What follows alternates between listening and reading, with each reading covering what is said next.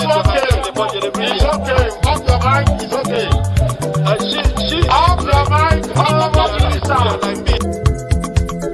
Chai! Now wow, people wey suppose talk truth to power don't off mic. And if we talk, now 500,000 they go summer us, call them hate speech. But fear not, my ego don't come. Ingo torchlight every corner, nooks and cranny of all these bad people where they spoil our country.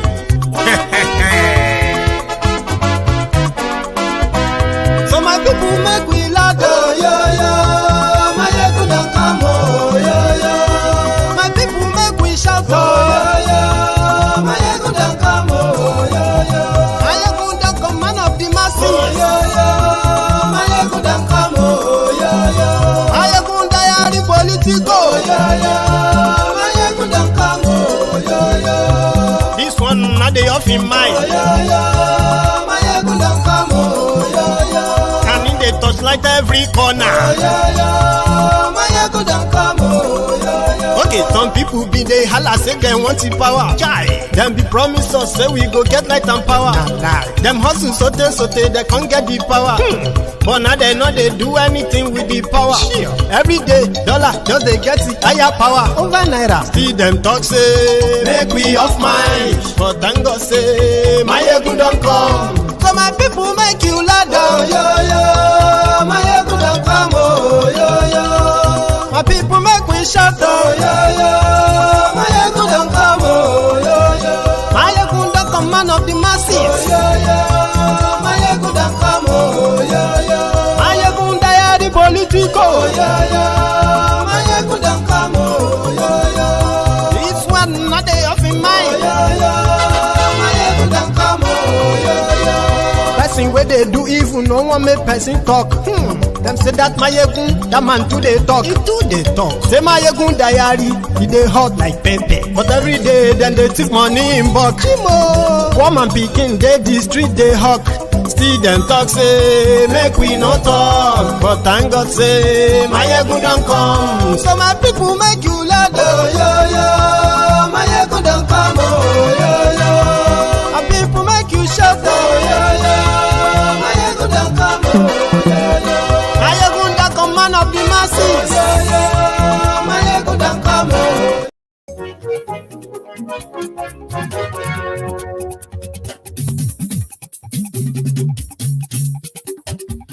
Hello there.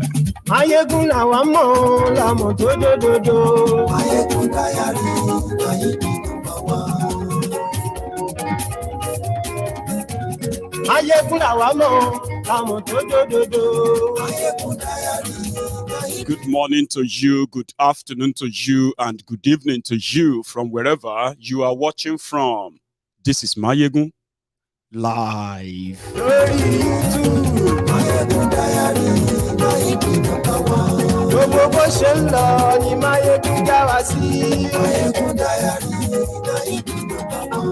Thanks a lot. Share this broadcast. Invite your friends. Invite your not so friendly friends. It is an exclusive one. Just less than 10 hours to the end of an era. Not an era. The end of Bokohari and the drama of whitewashing him and the murderous regime he represented, the divisive regime that he represented, the poverty, the poverty, spread kind of a government that he also represented as well. All of this negative stuff that he represented that they're about to whitewash, we can start the prelim now.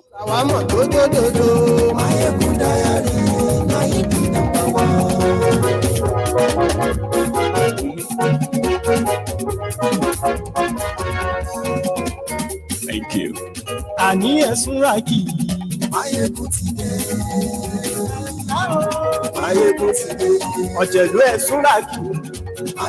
Let me know if you observe anything that is unusual that I should pay attention to, like the sound, the image, the picture you have on the screen as you are sharing this. Remember, like this broadcast, share it as you are joining.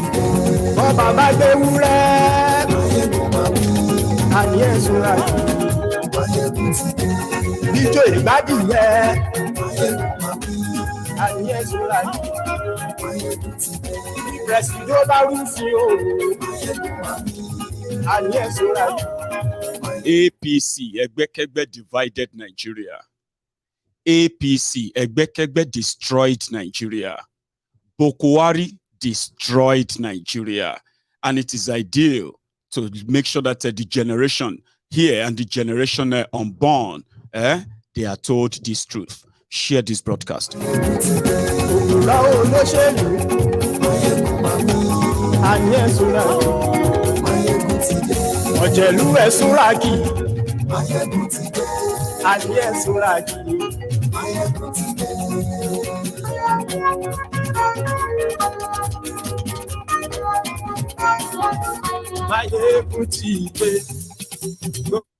Thank you so much. As you are joining, I bet that, you know, a lot of you are currently thinking possibly that what is it going to be like from tomorrow? But before tomorrow, let's deal with today. Now, this morning, Bokohari shared a recorded speech, sort of broadcast. And this was supposed to be his valedictory speech to Nigerians, like farewell. And in that cut and join broadcast, Bokohari, that has been living in denial for 8 years, is still living in denial 8 hours, even before the end of his murderous regime. So that's where we're going to start from. You will listen to them, what you have to say. I know sometimes it can be so boring and like annoying, but to help with the conversation we're going to have tonight, let's start from there. Now, this morning. Television Authority, NTA. As Nigeria transits to a new political dispensation, we now bring you a farewell address to the nation by His Excellency Muhammadu Buhari, President, Commander-in-Chief of the Armed Forces, Federal Republic of Nigeria. Mr. President.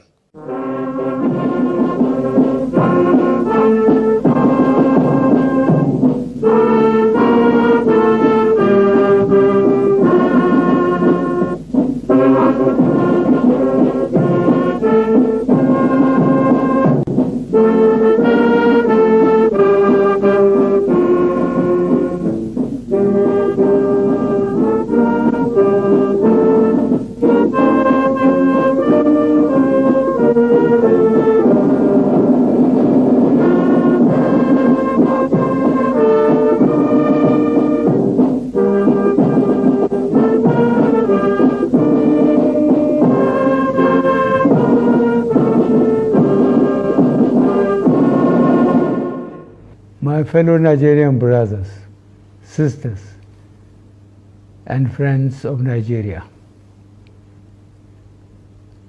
I address you today in my last assignment as a democratically elected president of our great and well-endowed nation, with a deep sense of gratitude to God, a great deal of appreciation to the Nigerian people, and a modest sense of fulfillment.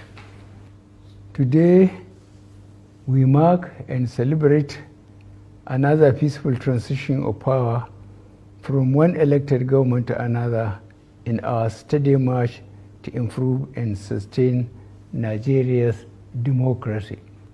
This year, we witnessed the most keenly contested presidential elections since the First Republic, and this demonstrates that our democracy is getting better and more entrenched with each election.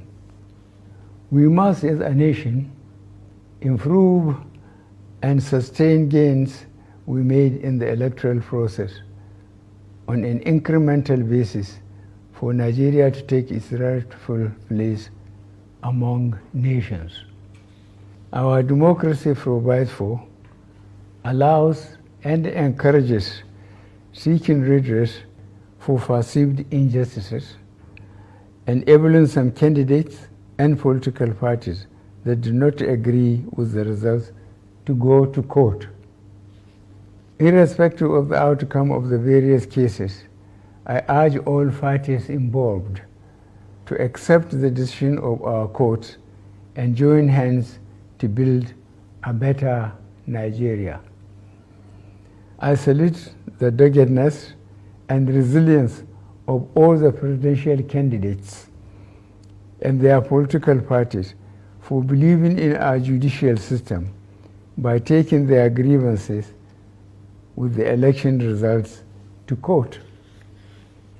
In the course of the campaigns, we had argued and disagreed on how to make Nigeria better, but we never disagreed or had any doubts that Nigeria has to be better.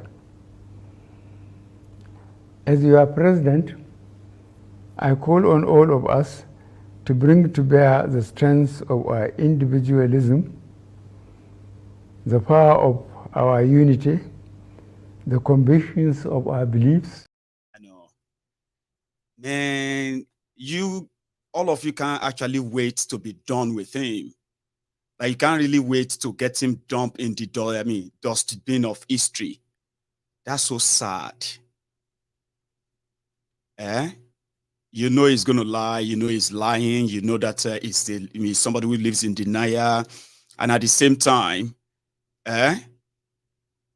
is so kind of uninspiring too.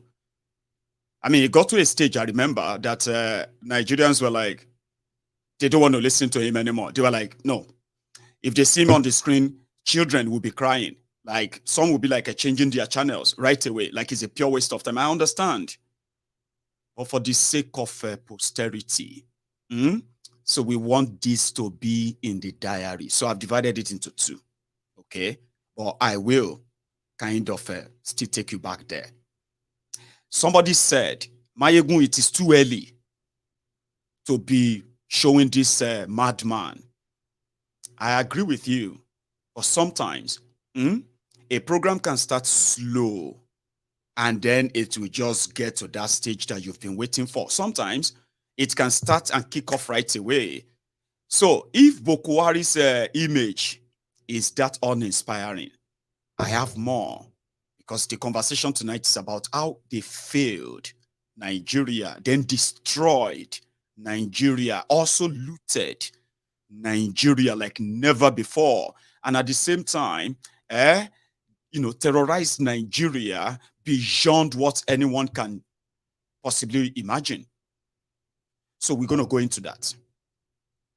8 years, and it won't kind of work well, right? If you don't listen to all the lies, right? They just cut and join together. So I'm going to still plead with you. I've divided it into two now. Let's listen to this other part. Because I actually want you to get annoyed and angry, which is legit, when they tell you to respect elders.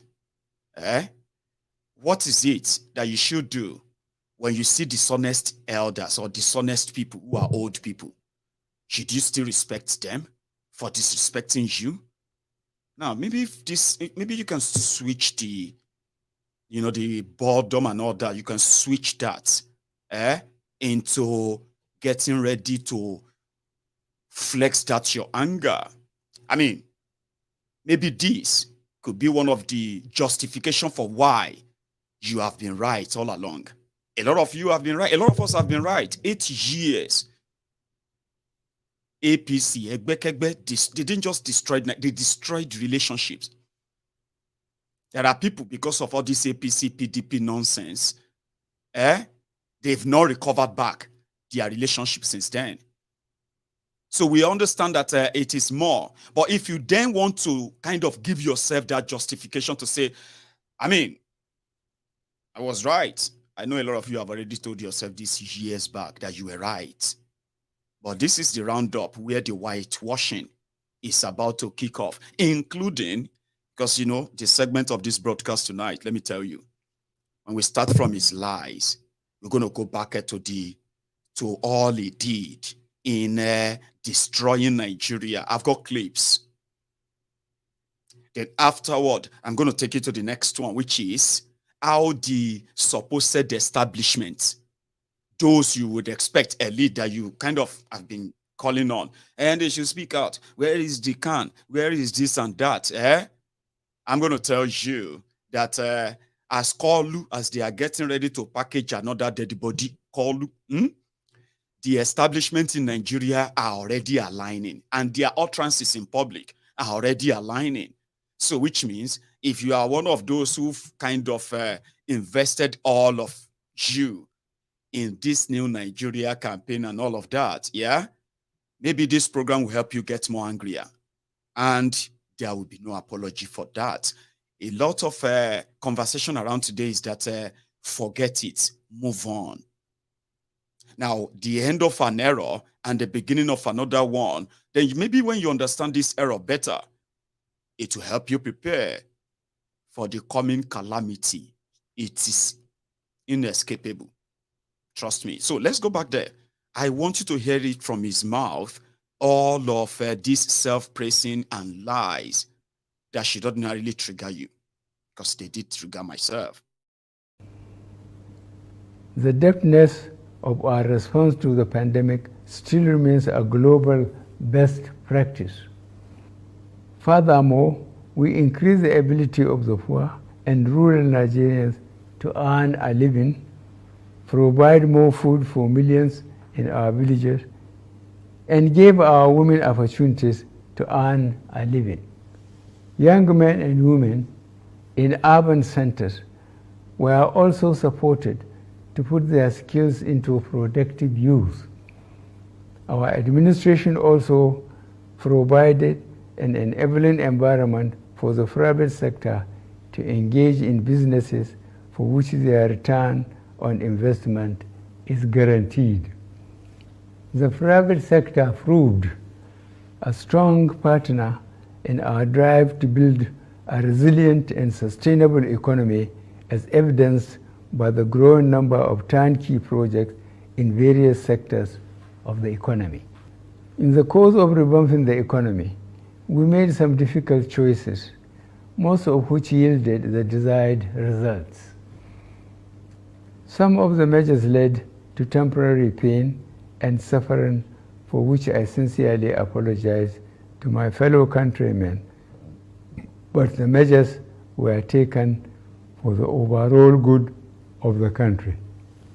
Mindful of the need to ensure adequate infrastructure to drive economic growth, we completed age-long projects and processes, notably among which are the Petroleum Industry Act, completion of some power projects, completion of Second Niger Bridge, and various important roads linking cities and states. Our battle to ensure that all Nigerians live in a safe and secure environment have achieved considerable results. As I complete my term in office, we have been able to reduce the incidences of banditry, terrorism, armed robbery, and other criminal activities considerably. To sustain the gains made so far, I call on all Nigerians to be more vigilant and support the security agencies by ensuring that our values defined by being your brother's keeper govern our actions. Up till now, I still grieve for our children still in captivity, mourn with parents, friends, and relatives of all those that lost loved ones in the days of the senseless brigandage and carnage. For all those under unlawful captivity, our security agencies are working round the clock to secure their release unharmed. Fellow Nigerians, you know how dear the desire in my heart to rid the country of corrupt practices that had consistently diminished our efforts to be a great country. I did pursue this commitment relentlessly, in spite of the expected pushback. I am happy that considerable progress had been made in repatriating huge sums of money back to the country and also taken over properties illegally acquired from our commonwealth. To improve our service delivery, we began the implementation of a number of reforms aimed at producing an efficient, productive. I know, okay. I think at this point too, I should sort of temper justice with mercy. I even feel kind of,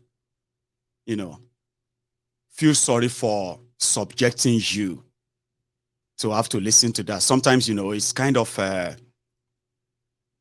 it's going to look like an abuse, like a torture. You are sitting down there, you are listening to all the jargons, all the lies, as well as other whitewashings that are already ongoing. Buhari, 8 years Nigeria. I will remind you and I will keep reminding you. So I am sorry if I kind of put you under that torture. That, when I say, sit down, watch. So now I don't want to watch this. No, sit down, watch it. Sit down, watch. That's a torture. If you try that with anyone here, they're going to kind of call the police on you and say, you forced them against their will. So I think it makes sense now when somebody said that it is too early to start with this. Yeah? Because imagine Bokohari saying he has defeated the terrorism and brought the act of terrorism down so considerably. And in the same text, is saying that those who are still in captivity, that the security are working around the clock. Just the typical thing that you have been hearing for 8 solid years. So, the journey of destroying Nigeria started on the 29th of May, 2015. So this is us now going to go back to throwbacks. 2015 elections was one of the most divisive elections in Nigeria. The genesis of what you are witnessing today, that Nigerians are at each other's jugular, ready to strangulate one another, over defending either APC or defending PDP. The genesis of calling their fellow Nigerians enemies simply because they oppose they reject APC, Egbekegbe. That was the genesis. If you were not rooting for APC, Egbekegbe in 2015, you are considered not just somebody who doesn't like APC. You are considered as somebody who is an enemy of Nigeria, somebody who is enemy of what the better of Nigeria. So it was like a battle of, this is not even you supporting PDP, just like come out and say, Bokohari and the gang, these are a bunch of criminals. Look at their record. At that time, every one of them, Nigerians were kind of whitewashing them like wool, a white wool. So it became, it's almost like a blasphemy. I'll put it that way. It was almost like a blasphemy to reject APC in 2015. So when they won, when Goodluck Jonathan conceded, everyone thought that would be the beginning of healing, the beginning of uniting the country. The election was over. The other person, incumbent president, has conceded. So there shouldn't be any animosity anymore. No more hatred, no nothing. Abi, at least he would have been the one if he was fighting the election. So they would have said, oh, because he was fighting the election, that was why people were still divided. So a lot of Jonathan's supporters, those who were also against APC in 2015, they were deflated when Jonathan conceded. Do you know what happened after? APC, Egbekegbe, the Buhari Deans, Buhari Diderins, the Buhari Dinotus, the Buhari Dijatus, Buhari Shukus, Ngozi Haris, Nneka Haris, sophisticated morons, ombud slaves, Lagos Abobaku, Oshogbo Alimajiri, and all their clans entirely. They turned on the opposition and they made it very clear. If you are going to benefit from APC, Egbekegbe, it will be determined by your role during that election. Remember, it was the most divisive. So if your role was in opposition to APC, you opposed the change in Nigeria, you opposed the progress of Nigeria, safety of Nigeria, you don't deserve anything from that government. That was their mentality. I'm not joking. When Bokohari traveled to Washington that year, the Americans who also monitored the elections, they asked him, there will be no litigation, there will be no court case. That means you can concentrate. What is your plan for a government of national unity whereby people can come together and you can move on and rebuild your country? Do you know what Bokohari said? If you have forgotten, I have the answer here. This is the beginning of the genesis of a divided, hateful Nigeria you are witnessing today, and it's going to get worse. Last two questions, and briefly, Dr. Pauline Baker. Mr. President, welcome. And I've been a student of Nigeria for many years, and first of all, I want to tell you that I have never seen such a hopeful attitude toward Nigeria and the United States as since your election. So I think we all here want you to succeed. My question relates to another area of Nigeria that hasn't gotten much attention during this trip, and that is the Niger Delta. It's a challenge that you're going to face. I wonder if you would tell us how you intend to approach it with particular reference to the amnesty, bunkering, and inclusive development. Thank you. Inclusive government. Inclusive government. You know, how you include, women, youth. I see. Yes. I hope you have a copy of the election results.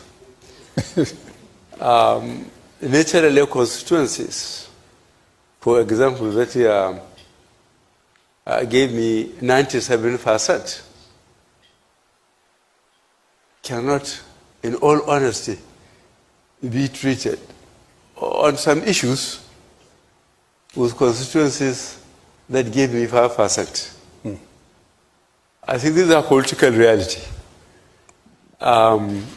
While certainly there will be justice for everybody, everybody will get his constitutional right. But where the party in constituencies that by their either sheer hard work, they made sure that they got their people to vote and to ensure their vote count. They must feel that the government has appreciated the effort they put in putting the government in place. I think that's really fair and deliberate. By the Constitution, no state can be excluded from government. So there is no way, even if I want to show gratitude to those constituencies that heavily voted for me, against those that didn't even vote for me, they have the protection of the government. And I have made an undertaking in that. That I belong to everybody, I belong to nobody. If I come clearly and show and marginalize a certain group because they didn't vote for me, then I have already contradicted myself. And I'm sure people will be too quick to pick that against me. Thank you, Mr. President. I intend to keep my oath and serve as president to all Nigerians. I belong to everybody and I belong to nobody. So, you heard him clear. Immediately he made that statement in Washington. A lot of people who knew him very well, they said, yes, that's the Buhari they knew. He will deal with Nigeria. He will deal with Nigerians. By the time he is done with Nigeria, Nigerians will feel what just passed through them when he made that statement. And it wasn't long.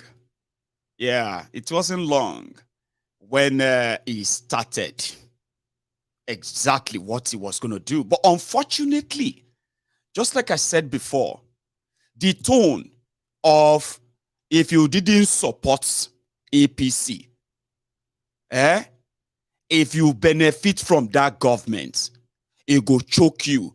I mean, that early stage of 2015, they are like mad dogs everywhere. Nothing changed in 6 months. So within the first 6 months, where he no appointed any cabinet, just himself and his own people, and they are piling and piling whatever was left inside the Central Bank of Nigeria, which later affected the economy, the round tripping of the central bank that crashed the naira. You know the story, Abi. Within that space of 6 months, Bokohari was piling lists of those he was going to go after. Those who were like his political enemy on the one side, then his most hated group in Nigeria, the Igbos, on the other side. So they were piling lists, they are putting names together, they are putting things together. And around that time, doing nothing, they said Bokohari's body language has increased the electricity generation and distribution in Nigeria. Doing nothing, almost see my fridge. All of the beer I left in my fridge. Yes, fridge, not freezer, for 2 days. Because we have had light for the last 48 hours. All of these things, right? These were the Lagos Bakus and the Buhari idiots on social media. They were making themselves feel good while they were waiting for Bokohari to do magic. Surprisingly, the first 6 months of Bokohari not doing anything, the Boko Haram, they just went on holiday. There were no more bombing and attacks and all that. They said, there is a new sheriff in town. And just like expected, right? We started hearing the news. They've arrested so person. He stole 2 billion. They have arrested this person. They found money inside the flat. They found money inside graveyard. They found money inside GP tank. They started seeing money everywhere. The news the news then were like, that's the Buhari we voted for. Yes, this is change. So the drama didn't last long. The incompetence didn't last long. The charade didn't last long before people started feeling like, so when things started going bad, instead of them to call on him, Bokohari, where is the magic wand? Where is the million jobs you wanted to create? What are the signs that this is going to change? They switched over, and the sing-song back then was 16 wasted years of PDP. It was so easy. But inside them, they were gritting. They were hurting. The change was taking too long. It was more or less like just fear tricks. The jobs they promised that they would create for them, 3 million jobs every day. Every year, 12 million jobs in 4 years. They started asking them. They had no clue. They had nothing. But behind the scene, they were packing whatever they could get. It was like a bazaar. Okay, maybe Bokohari should offer them something so that they can say, hey, yeah, Sai Baba, Sai Barbarian. He started going after whoever they considered as a threat, a critic, something to give to the people. While they left the Boko Haram, and they also left the Fulani terrorists to be grouping and hamming up. They went after the Shiite. They have killed over 1,400 people in Kaduna. What did they do? They blocked they said their procession, many of them on the road, blocked the convoy of the chief of army staff in Nigeria and the Padabo Abuja of the chief of army staff, Buratai the Butcher. He ordered the massacre of Nigerians because they were Shiites. And the media came out, they are trying to stop they want to prevent another Boko Haram. That's how they justify killing over 1,400 Nigerians. And they buried them in mass graves. When those people showed up in Abuja to protest the detention of their leader, El Zazaki, you know what happened? They brought in soldiers again. It was like a war zone with all this barrier, all these sandbags. They built sandbags inside Abuja. Soldiers positioned themselves and they started shooting at young people. Guess what? The Buhari didn't. They justified it. Hey now, which government is going to allow another Boko Haram? We've told you, Buhari will not take any nonsense. Do you get that?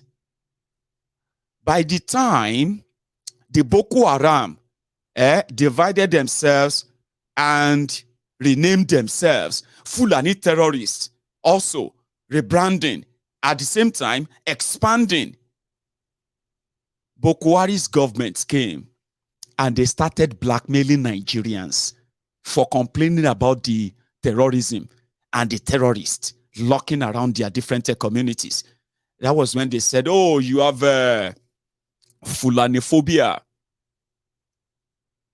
Now, as they were on that, this were the first stage, early stage, money don't they miss that time. That was when we discovered that returned loots were also being relooted. But to the divided Nigeria, those who felt like unbelievably that an opposition would defeat an incumbent, it was like a glorious, it was something you were looking forward to with Obi. It would have been one of the glorious moments for you. That was how majority of them felt in 2015. Impossible has been done.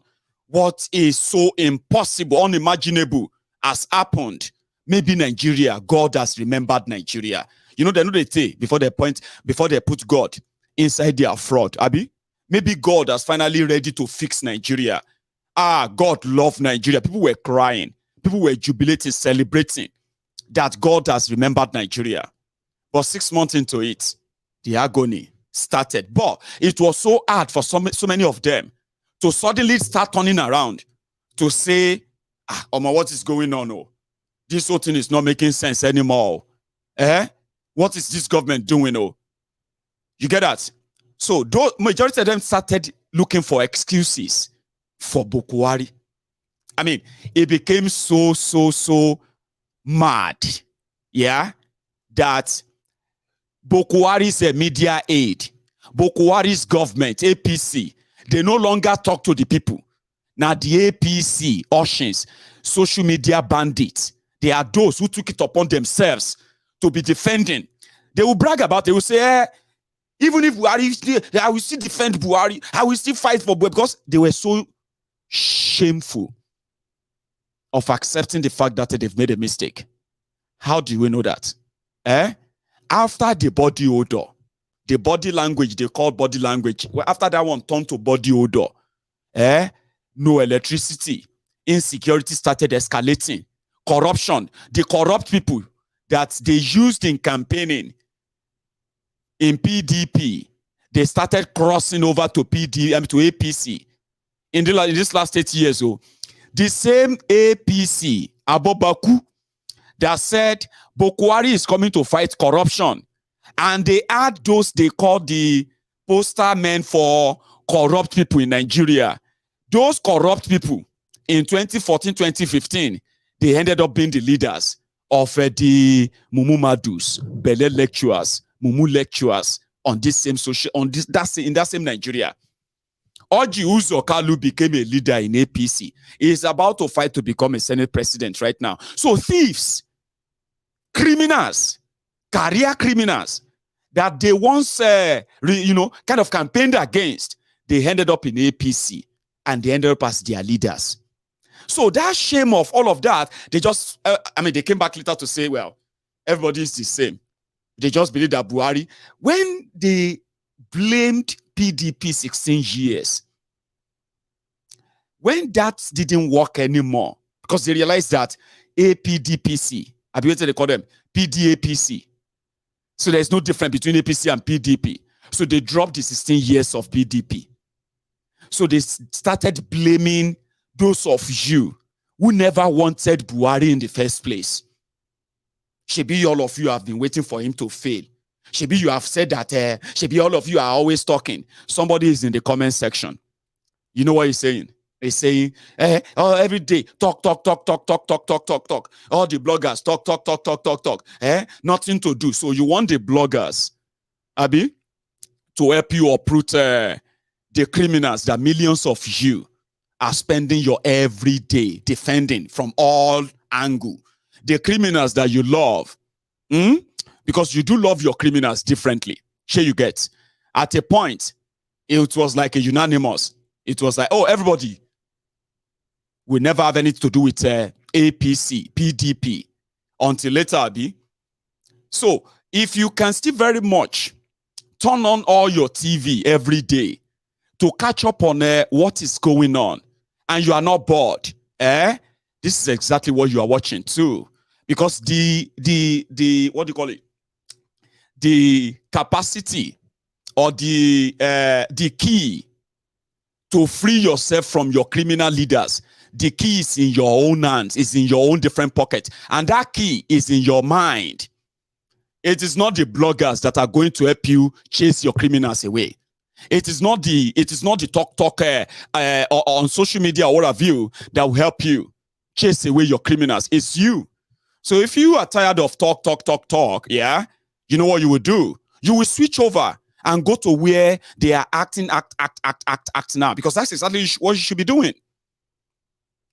You know, one thing is that on this platform, we've managed to make people realize that if you want to understand Nigerians, you should join Mayegun's Diary Political.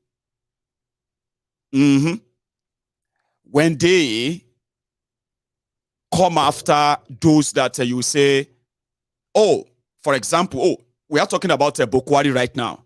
Are you with me? But you know those who will agree with you on everything about this Bokohari, they will disagree with you if you say same thing or similar thing or exposure on those they also revere or respect. So they have choice. They love their criminals differently. It's not the bloggers. It's not even Mayegun that is going to what? Help you free yourselves. If you are tired of talks, maybe you should switch off. It will help you a lot. However,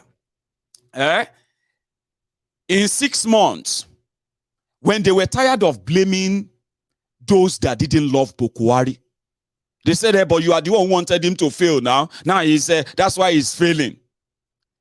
When that didn't work long, they started blaming unseen people who possibly are within Bokohari's government. That is why he can't fight corruption. He can't end terrorism. You know, that stuff. They started giving their excuses. When that didn't work and all of that, then they just switch off, switch on to the Igbos are the problems of Nigeria. And I think Bokohari himself actually believed that too. Or maybe not the problems, but their problem.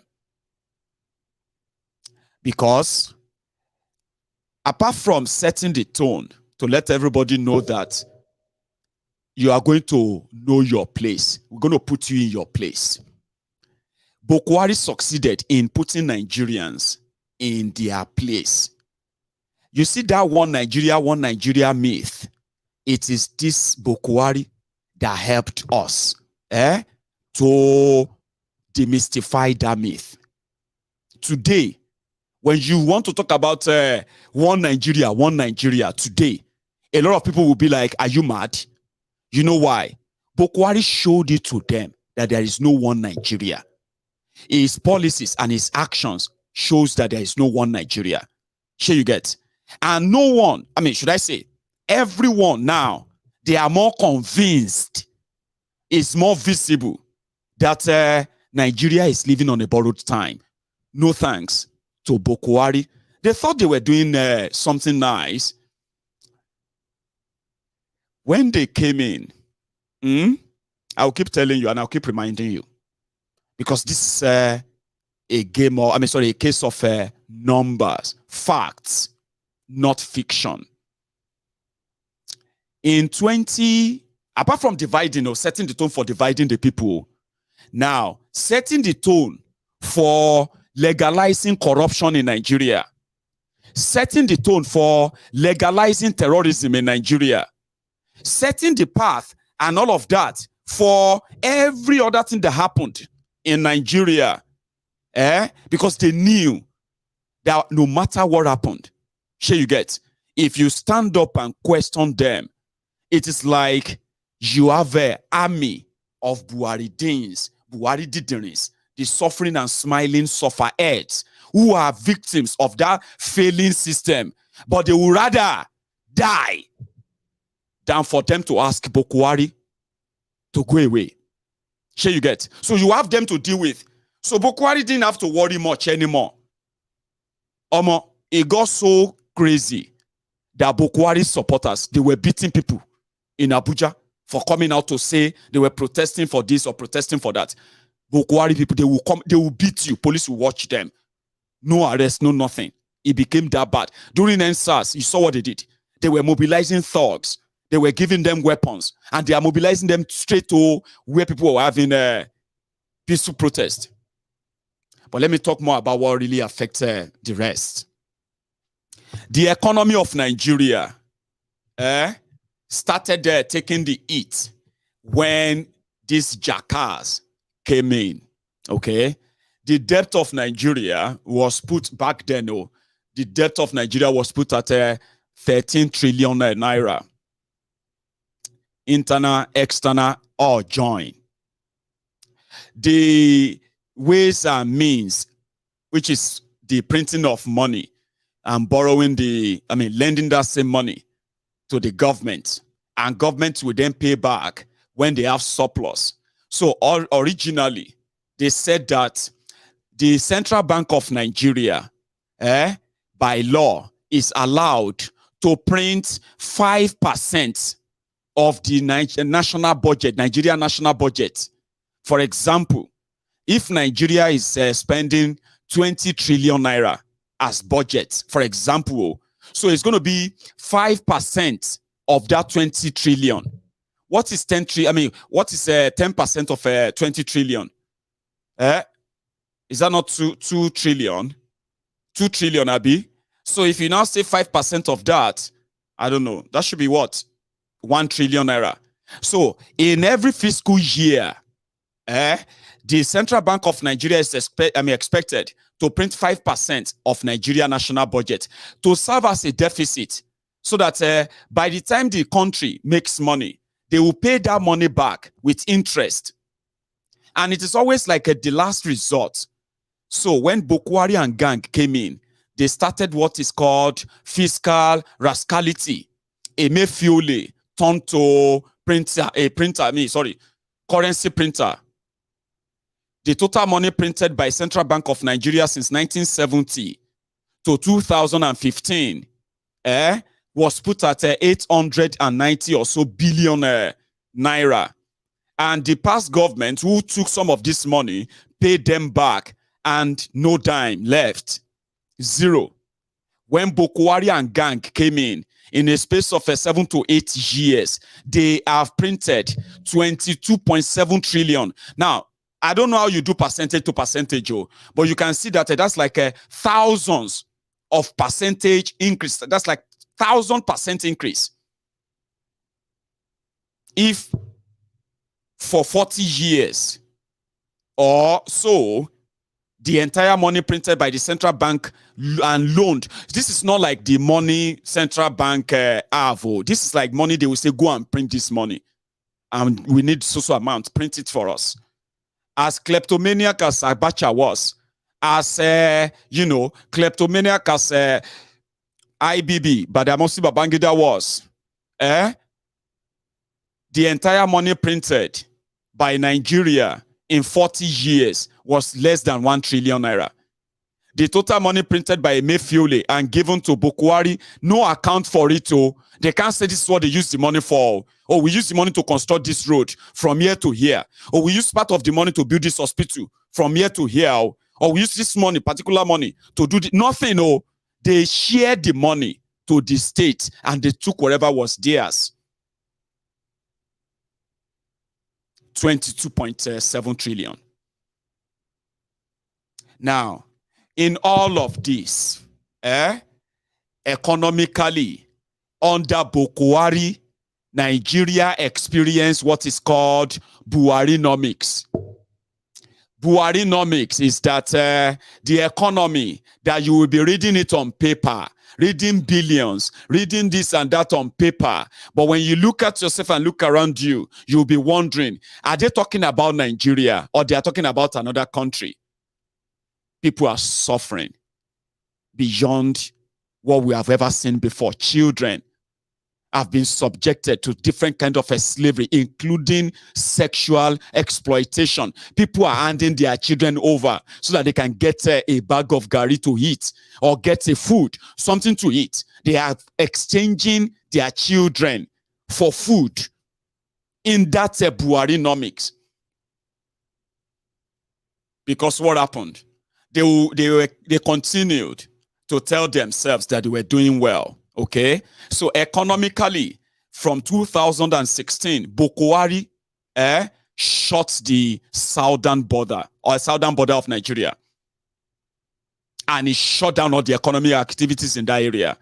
And then they made a key, and they gave that key to Dangote.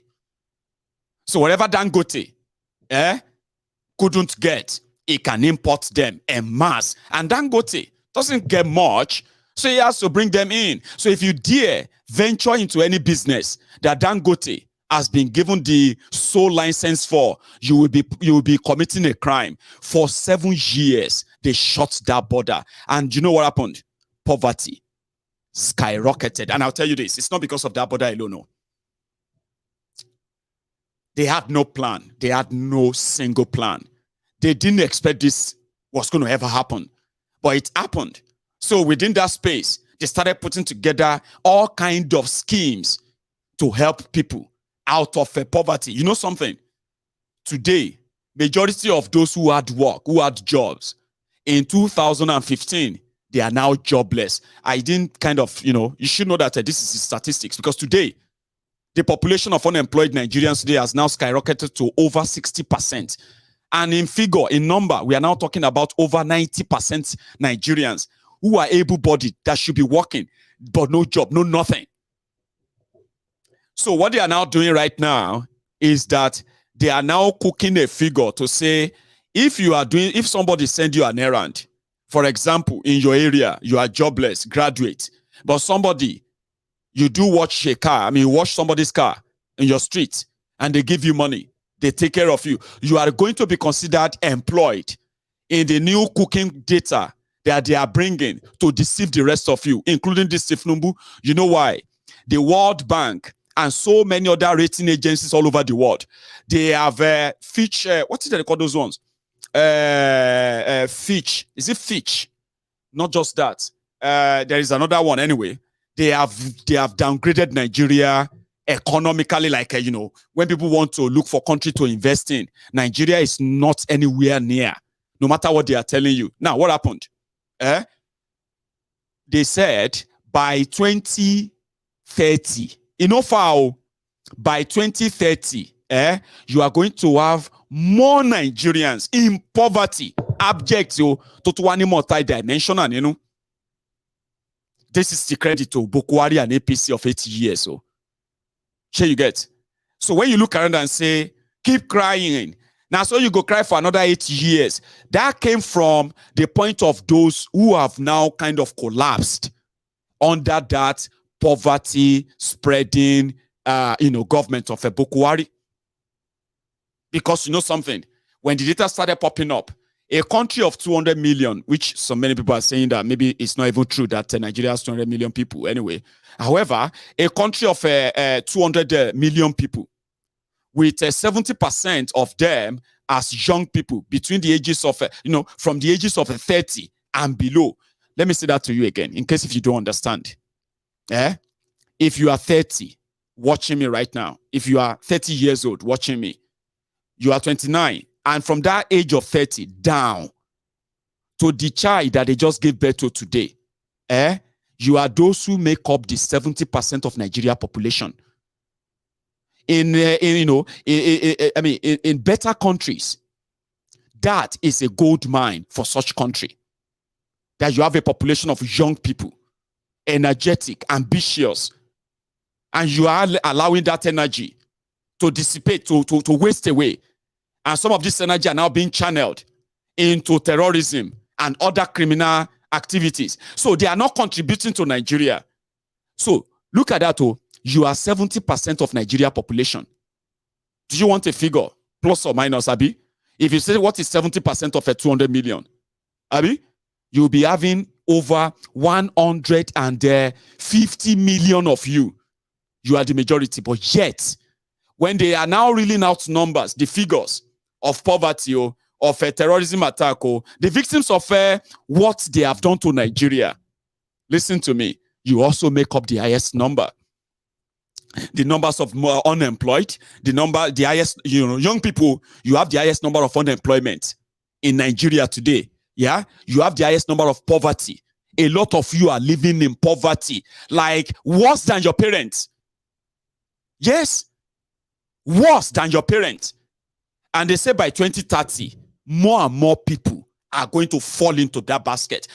You may tell yourself, God forbid, in Jesus' name, in Allah's name, or whatever other thing you believe in, okay? They don't work that way. Sometimes they will say, it is actually not the bad politicians that the problem, but the bad policies. Because policies affect lives of millions, including those of you who are supporting them. Do you see how bad governance affects everyone? It doesn't spare anybody. A lot of you have supported APC wholeheartedly for years, but you are still jobless today, and you are poor.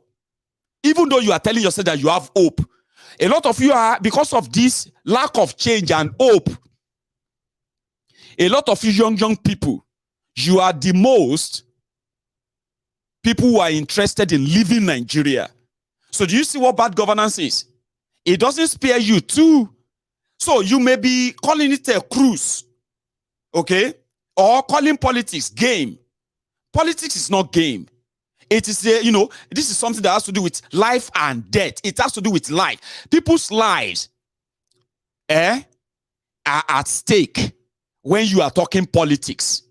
And that's why they say that the consequences of of bad leaders is not limited to those who are not supporting them, including you supporting them. So you might turn to prayer warriors. 8 years of praying for Bokohari, 8 years of fighting and telling people, Bokohari will do 8 years. The result is that you have become poorer. You have become more unsafe. A lot of you are currently in kidnappers' den. And when it now comes, you remember this, the Buhari-nomics. 4 million businesses left Nigeria. Bokohari's government, when they scrap everywhere for where they could see money, they then embarked, when there was no other money anymore, they embarked on, like I said, fiscal rascality. Central Bank of Nigeria printed more than 5% that the law allowed him to. And now is printed over 3,000%. Ordinarily, Emefiele should be in handcuffs and cooling off in jail, waiting for a sentencing, life imprisonment, no parole, without parole.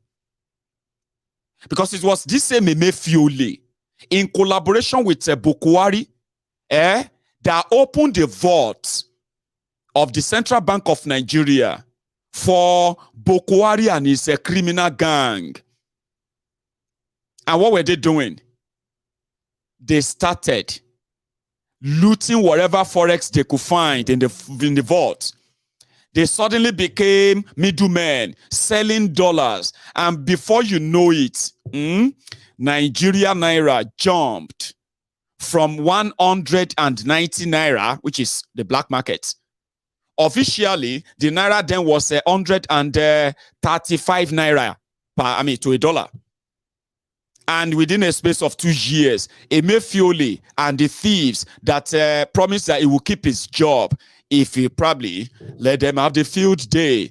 And before you know it, Nigeria is now in debt of over 77 trillion Naira. And that's the one they have announced to you, because officially, Nigeria's debt is more than 100 trillion Naira. And that's more reason why it is ideal for them, what they call the continuity. Under Bokohari, there was a time that Bokohari said this on subsidy, a flashback. And I will tell you what they have done with that too, to further impoverish you or impoverish Nigerians, and at the same time, dip Nigeria in a perpetual indebtedness. Subsidy was once a scam before this scammer became your president. If anybody said he is subsidizing anything, he is a fraud. So all these people talking about subsidy, who is subsidizing? But there is so much fraud, as I said, and industry and corruption that I don't talk about it. But the day I have to talk about it, I will ask the petroleum economists to come and tell me who is subsidizing Nigerians, Nigerian oil. Whose oil is it? We had 4 refineries with a capacity of 480,000 barrels a day. Let's see if they are equal. Because of corruption, they have virtually allowed those refineries, to become so inefficient that I don't think they produce half their capacity. Now, instead of taking the balance of what to be refined outside, as we used to, when there's a turnaround maintenance when I was in the petroleum, hardly Nigerians know. Because we negotiate with oil companies, we say, okay, Nigeria is using, say, 200,000 barrels a day. Take 200,000 barrels a day. You refine it, you bring the refined product to us, you sell the rest of things we don't need. And then you call the subsidy is Nigerian crude. We ask them to take a commission for what they have refined. But when our refineries, we built 3 more refineries. It used to be one in Port Harcourt. We built another one in Port Harcourt, 150,000. It was over 250,000. Wari 100,000. Kaduna 100,000. And we asked, that's supposed to be adequate. Now, even if you are taking 250,000 barrels to be refined outside, all you have to do is to pay the fee for this refining, and you bring your own oil and sell it. And people say they are subsidizing. Who are they subsidizing?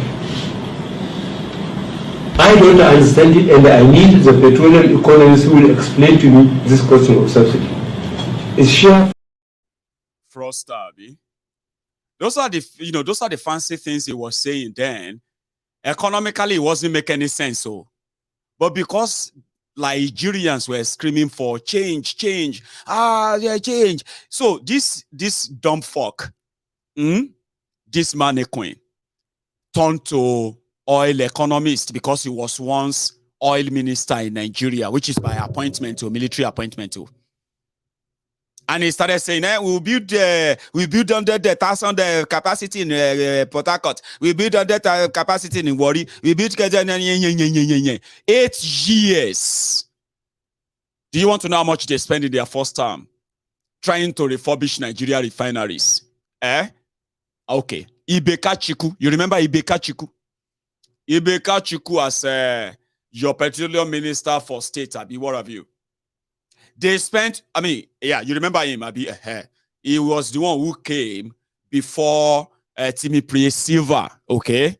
So Bokohari's first time, Ibeka Chiku, the guy where they wear suits, the one where they talk fancy talk that time too, They do gra here and there, all fraud, all scam. Ibeka Chiku alone spent 1.4 billion US dollars in 4 years. They were using that to refurbish Nigeria refineries. Warri refinery, Port Harcourt refinery, Kaduna refinery, this one refinery. Last, no single drop of oil came out of them. Subsidy that was a scam, ladies and gentlemen. That was when Nigeria was paying 700 billion, 800 billion for fuel subsidy, 400 billion. They said that Nigeria was using, 30 million liters of, They said Nigeria was using 90 million liters of petrol in a year. So therefore, Nigeria was using about, 8-9 million liters of petrol almost every month or so. They shall do the math, that Nigeria was paying up to 800 billion for subsidy so that you could buy petrol for 97 naira. Do you know this scam, this fraudster? By the time he came in, remembering that he told them that subsidy was scam, by 2016, they said they were removing subsidy. You know, they were the darling. Oh yeah, do am, remove it. Lagos, Abo, Baku, some of them will no get job, Sure you get. They don't have any business, so they don't even understand what the impact of all of that will be. They say, remove it. In fact, Buhari, I am ready to buy because I know Buhari will fix the refineries. I trust Buhari that he will build the refinery. That I trust blah, blah, blah. After that, petrol will become 14 naira per liter. So Bokohari removed subsidy. And the petrol per liter in Nigeria from 2016 jumped from 87 naira per liter. It jumped straight to 147 naira per liter, in case if you have forgotten. Remove it. Remove subsidy. So when they said they wanted to fight, they reduced it to 125 naira per liter or something. By 2017, Shebi they don't remove subsidy. Now they said they want to reinvest that subsidy money inside refinery so that Nigeria will stop importing. Buhari, well done. This is the change I voted for. Buhari, God bless you. I love Oshibajo Buhari. Baba. By the time Bokohari announced that they have been paying subsidy, despite the fact that you have started buying petrol per liter for over 120 naira. But not be subsidy you remove when you increase the fuel price. They say no, they remove them partially. But now they won't remove them. That was how Nigeria started buying petrol at how much? 160 naira or 65 naira per liter. The way the scam was built, by the time they opened the book of how much Nigeria has paid for subsidy under Bokohari, ladies and gentlemen, they now said Nigeria is using 11 million liters of petrol every day. Now, every day you fill your tank.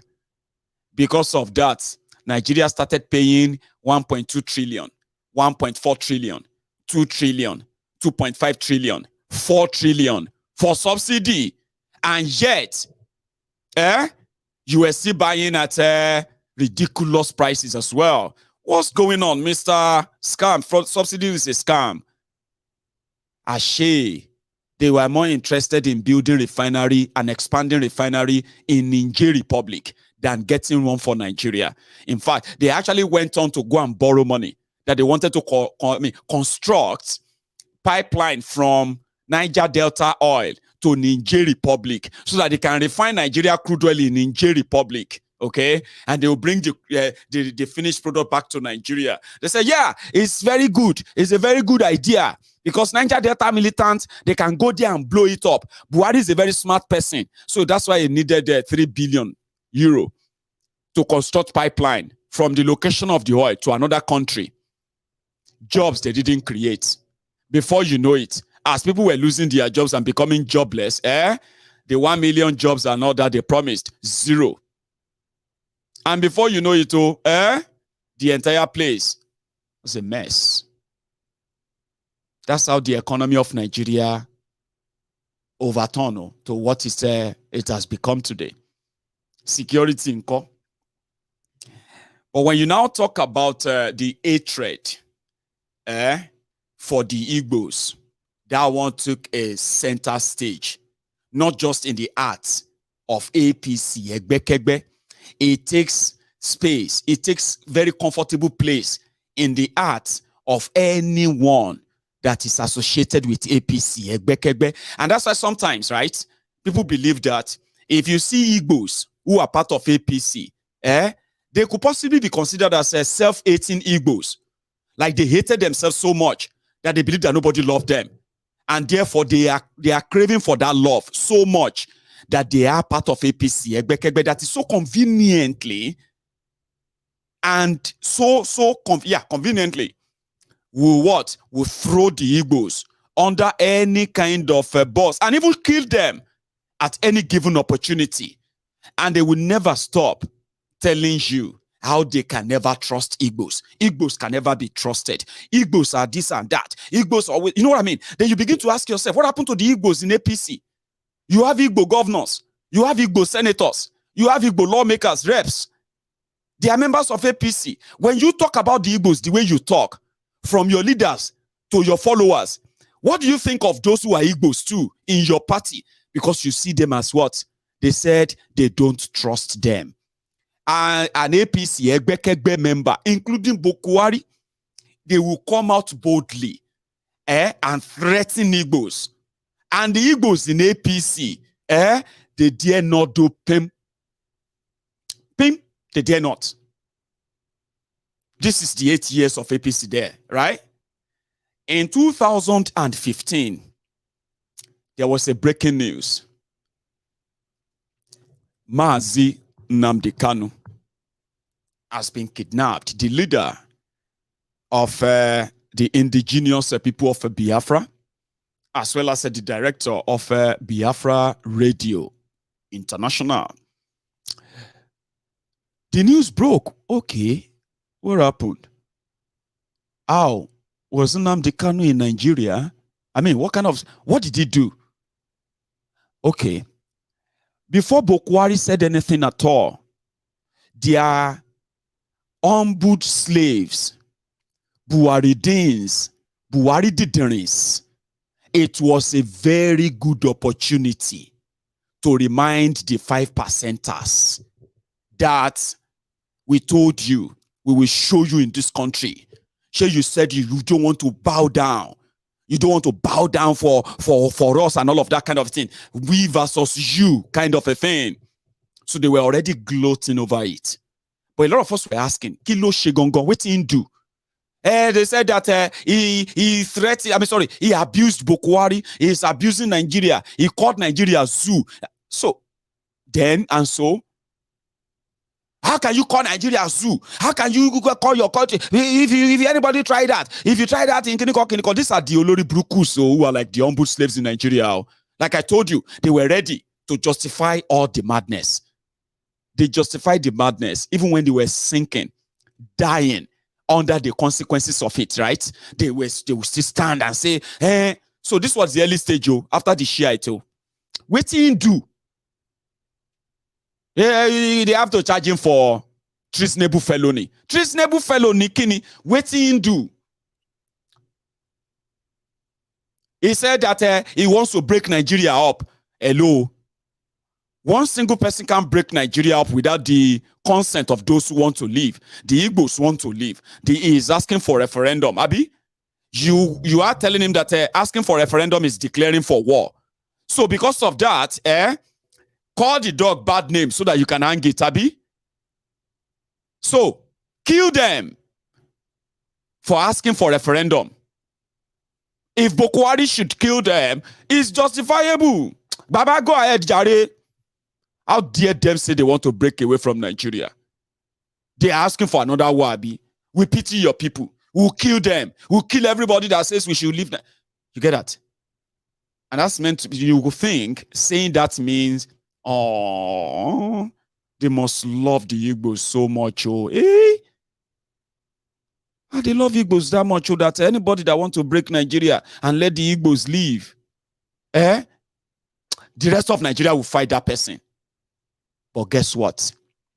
In that same conversation, where they said that if the Igbos, killing the Igbos for asking for referendum is justifiable or justified, in that same breath, they will tell you the Igbos will never become president of Nigeria.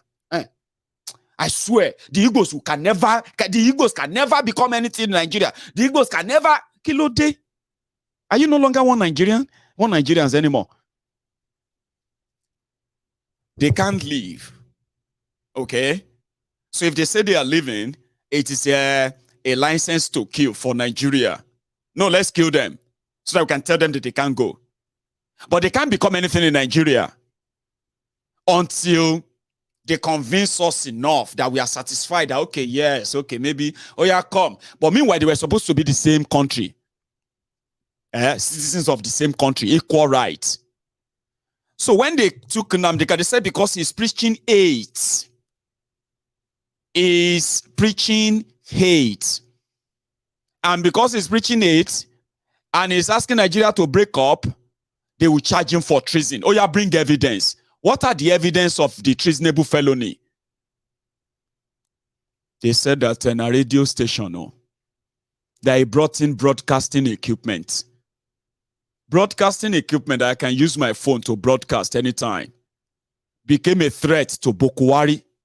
That was the genesis of the official state profiling and killings of the Igbos under Bokohari. I may not have the actual figure, but I can tell you this free of charge, that if a real probe is launched into 8 years of Bokohari and Nigeria army in the eastern part of Nigeria, thousands of innocent people that have been killed, many of them we have the report of many of them being like harvested alive. Imagine people raiding your community, police or military. Then they take you to special places where after doing your blood test, and they figure out that you have the blood type of the people they are looking for. Then right there, they won't kill you, do anything. Open your heart and take out your kidney. Take out every organ they can take out of you alive and put them on ice. We have all horrible stories of what the Nigerian military have been doing in eastern Nigeria on the command of Bokohari. For what? Right. The genesis of this was this. When they asked him, why? Tell us. Well, I'll try as much as possible. Mr. President, the State Security Service has consistently, since you came in, disobeyed court orders. I can mention Kayode Are. I can mention Sambo Asuku, who has about 3 bails and is still being arrested. I can mention Patrick Bole Kemi. I can go on and on, Nnamdi Kanu of Biafra agitation. These people have legitimate bails from the court, and then they're still being held. Are you not worried? And then, secondly, sir, why we can only take one. I'm really sorry. All right, sir. We've got limited time. Yes, Mr. President. Are you a lawyer? I'm a journalist, sir. You must be appointed lawyer then. Technically, if you see the type of atrocities those people committed, I'm really sorry to say this public, against the country. If they jump bail, if say the former president just wrote to the governor central and said, give 40 billion naira, 40 billion to so. And then he fills the accounting and you give him bail or you ask him to go and see his doctor in London. While you have 2 million people in IDPs, half of them, they don't even know their parents. Which kind of country do you want to run? And the one we are calling Kanu, do you know he has 2 passports? One Nigerian, one British, and he came to this country without using any passport. Do you know he brought an equipment into this country, a sophisticated equipment, and was broadcasting for Radio Biafra? Which kind of government do you want to have? What we wrote an editorial against him. What? Premium Times wrote editorial against his radio station and called on the federal government to stop that. So he should be given bail to go away. There's a treasonable felony against him, and I hope the court will listen to the case. And court did listen to the case. Nigeria had no case. He defeated them in that same court. Bokohari refused to honor or obey the court judgment, not order, judgment. So, and just like that, and those, not just Nnamdi Kanu. It went on, even after 6 years or so, Guy had a chance to possibly sound like a leader, at least for the first time in his life, and not like as a coward. That he's always been a coward, opportunist, a chancer, incompetent, lifeless may God. He threatened the entire Igbo in this clip. Listen. Yeah, now, Your Excellency, you talked about talking to the people of Northeast in the language they understand. That is the whole, there's a crisis around that language. So it shows that because you were a former military man, you are talking about, using force to restore order. But it's understood in another way, especially given what happened last week when you spoke about the Southeast, IPOB and others. One, the controversy of Twitter. When is the government going to lift ban on Twitter? To lift the ban? No, the suspension of Twitter. Because, when is Nigerians are expecting when the government will lift it ban? And two, how are we going to resolve the crisis in the Southeast? Well, Southeast, I was encouraged by what I heard. Nobody told me. 2 statements from the South. One by elderly people. No, South. Yes, by elderly people. They said this time around there will be no access to sea. I'm sure you will understand what they mean. Again, the youth made the same statement. That encouraged me. So that IPOB is just like a dot in a circle. If they want to exist, they would have no access to anywhere. And the way they are spread all over the country, having businesses, having property, I think IPOB doesn't know what they are talking about. In any case, we said we'll talk to them in the language they understand. We'll organize the police and the military to pursue them. That's what we can do. And we will do it. What about Twitter? Twitter?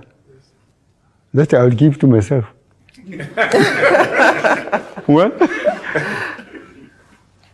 Well, still on the Southeast. So did you hear the part where he said, with what is going on in the Southeast, the people of South, they told him that this time around, there will be no exit for the Biafrans, so to say. That is when they start maybe bombing and shooting and killing. They will have nowhere to run to. They will have nowhere to escape to. Something like a state of war. Then he also went on to say, they better think very well with all these things they are doing, because they are the ones who have properties everywhere. They are the ones who have businesses everywhere. So they better think very well of what they are doing. So President of Nigeria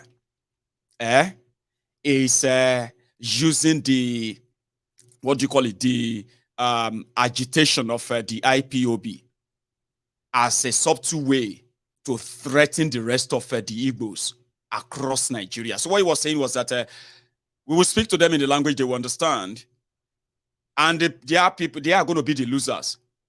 But do you know that what Bokohari said back then is the same that a lot of the Buhari idiots they will conveniently tell you that Nigerians, they will tell you every small conversation between them and the Igbos, it quickly escalates. Now your people go lose. It got so bad that Lagos Abobakus, at a point, they were waiting. They said after the Lagos election, they are waiting for Sanwo-Iku, okay, to chase the Igbos away from Lagos. And some of them were already jokingly picking up all the properties they believe were owned by Igbos in Lagos. The popular ones and not so popular ones. Because they will keep telling them, if you try anything, now you go lose, because now they build houses, now they build businesses outside Igbo land. So it is so easy to threaten them that way, because that's exactly how Nigeria is modeled. A lot of you didn't know that they were dropping bombs on innocent villagers, aged men and women in Imo State, in Enugu, and few other places in eastern Nigeria, and they are keeping all of them away from the public. Bodies, victims are piling up in 8 years of Bokohari, blood, tears.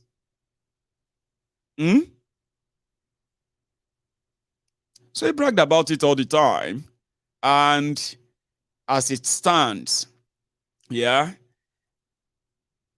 is just going to be like an end of an era and the beginning of another one, right? So Nigeria is more divided, because in divided Nigeria lies the source of their power and control. If Nigerians should for any reason be united, even like a little amount of that, which is quite impossible now. I mean, they've succeeded in, making the obvious wedge in your wheel to become more kind of, it's like a crankshaft they drop in there. It's now irredeemable. By the time Koolu is done with his own RNG as well, those of you that will survive that, you will have a story to tell your children. I mean, just on the side. So the same Bokohari, you know why I said that if it's in a reasonable country or a real country, by now, the security agents and the rest of them, they would have what? They would have started picking on Bokohari's lieutenant and wait for him after 10 a.m. tomorrow morning. But it is Nigeria, it's a crime center. And here we are. The man that destroyed the lives of millions, businesses, right, is currently going home and working on with himself and others, 6.8 billion naira severance package. His wife just came out to say, well, on the other part, he did promise you that he was going to end medical terrorism. Medical tourism, rather.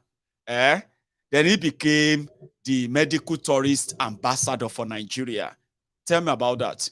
His own wife, Ashishe Bokohari, relocated to Dubai on the expense of Nigerians. Now, yesterday she came out and said, if they were paying her husband and others 6.8 billion naira, billion or not million, 6.8 billion as severance package, they should package something for the first lady too. Ex-first ladies. I bet Aisha would love to continue to live in Dubai. With the money they have stolen, I don't think they need that to, they don't need any severance package for Aisha to live the life of a first lady for the rest of her life if she wants, But the one that is coming, Remi Tinubu, is reassuring you. We are not making much promise, so don't worry, but we are not coming to steal your money. When a thief says, trust me, we have enough money. I have enough. I'm not coming to steal your money. Okay? We don't need your money to we have enough. God has blessed us. It's kind of an ideal time to put a lock on anything that you value. Because you see what Bokohari did. They stole money from everywhere. Everyone alive.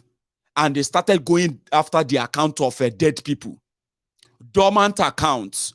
Any money left in an account that they realize that the person has not touched it for the past 2 years. Maybe the person is dead. They are now mopping up all the money. They said that money, if they should mop up all that money from all these dead people accounts, they may still get up to 1 trillion naira they can spend. Unfortunately, I think the whole process will be cumbersome for them. They didn't push ahead, but Koolu will do it. So if you have a chance of saving your money, please put a padlock on that because you are about to be robbed blind. Remi Tinubu said, they are not coming for your money. But I don't believe her. I don't know about you. Remi? Take out of it. God does it so that men will fear before him. And the fear of God is the beginning of wisdom. Today we have heard in the Psalm 133 verses 1 to 3, except there is new unity, blessings cannot flow down. This is the time for Nigeria to come together, for us to be renewed in our hope again. To hope in Nigeria, young children have sang here today. They are expecting the best for Nigeria. Nigeria's wealth is the commonwealth of all. It belongs to everyone. God has blessed my family. We don't need the wealth of Nigeria to survive, but to do the right thing. And I promise you on this altar that with your help, with the help of God, we will set this nation on the right path. We need your prayers. We need your prayers. I can tell you, I, for one, am a silent worker. I'm not a noisemaker, but I listen and I hear. It's not out of pride, but it's about what the journey has melted on us. We've been bruised. Our body is not like the same again. But once the spirit is strong, the Bible said, if the spirit is there, it will sustain your infirmity. But when the spirit is gone, who can stand? But the spirit of God is in us. We will do the right thing by the grace of God. We need your prayers. We need your prayers. We need the prayers of the church. We need the mosque. We need everybody to pray to that one God who we just read in Ephesians, that is one God of all. Is not a God, for is a God of all flesh, is sovereign, and he sits in heaven. He does as he pleases. And in conclusion, I think I will end with that last verse of Ephesians 4, verse 6. Is one God, Father of all, who is above all, and through all, and in all, in you all, is in every of his creation. And we want to thank you all for coming out today. Thank our fathers of faith and our mothers of faith. God bless you. God will continually renew your strength. You have prayed for this nation, and so it shall be. But the little oil that God placed on my head, I pray over this nation. There shall be peace in our borders. This land shall be prosperous, and it will grow in leaps and bounds. Nigeria will be the cynosure of all eyes. And Remi, Pastor Remi, God is patient. Sure, you know. No, you see, my abokis are dead. My Egun, there is no God, Jare. Forget it's imaginary. I'm not talking to you. I'm talking to those who believe in God now, okay? Sure, God no get patience. People like that. God, the Heavenly Father, God, we need to pray for this nation. We need to pray for this God. Heavenly Father, God, we come and guide us. God, gather. Emma will got a last in. See, one thing that I have discovered that a lot of you may not have paid attention to. Yeah, they don't need the wealth of Nigeria to be okay anymore. because they already have the wealth of Nigeria with them. So depends on what is that wealth of Nigeria. One of the damages, all of you who are parents watching me right now, if you are a parent watching me,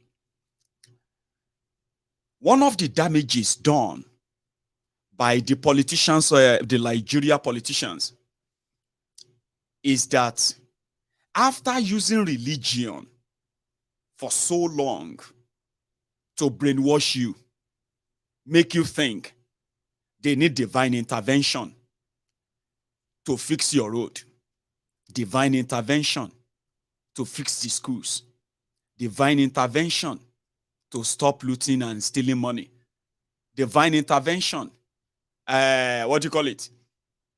Divine intervention to do the right thing. But when they are looting you and stealing you, they don't publicly come out to ask for divine intervention. So now you can't be the diviner sending the intervention to them only when they need to do the reason why they are elected. So do you know that this last 8 years has made so many people not to fear whatever nonsense, right? That some of you will use your God to threaten them about. Don't say that. You know, God is my Koshidano, Joe. We're talking about something serious. Don't bring that your Nigerian God into it. Have you noticed that a lot of these young people, they don't believe in any religion mostly now? Have you seen the number of them? Some of them that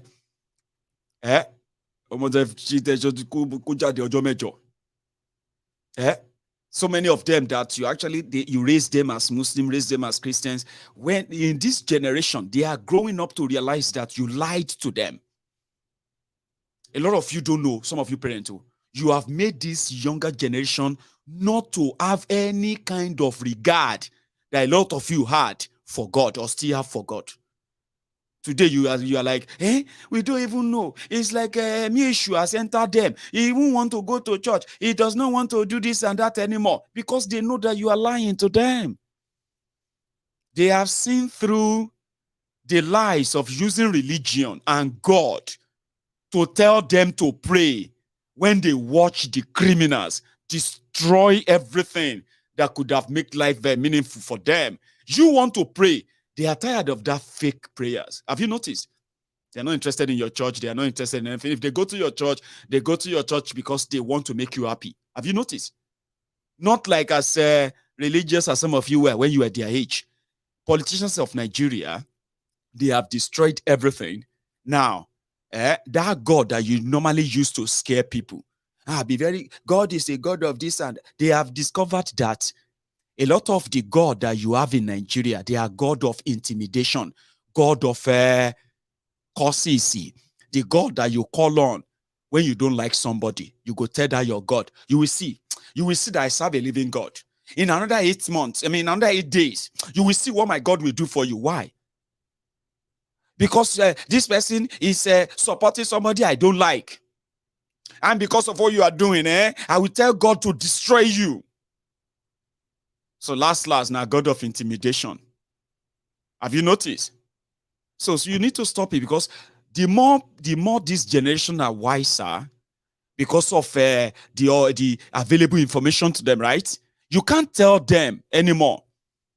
You can no longer tell them that if they speak up or speak out, they are offending or they are sinning against God. You can no longer tell them that the reason why they had no electricity, they had no good roads, they had no good hospitals, they had no real opportunities that could actually give them a meaningful life.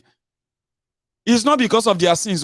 Before you will be saying, you need to go and pray. You need to fast and pray for God to forgive all your sins and for God to bless you and this and that. You can't say that to these young people anymore. Have you noticed?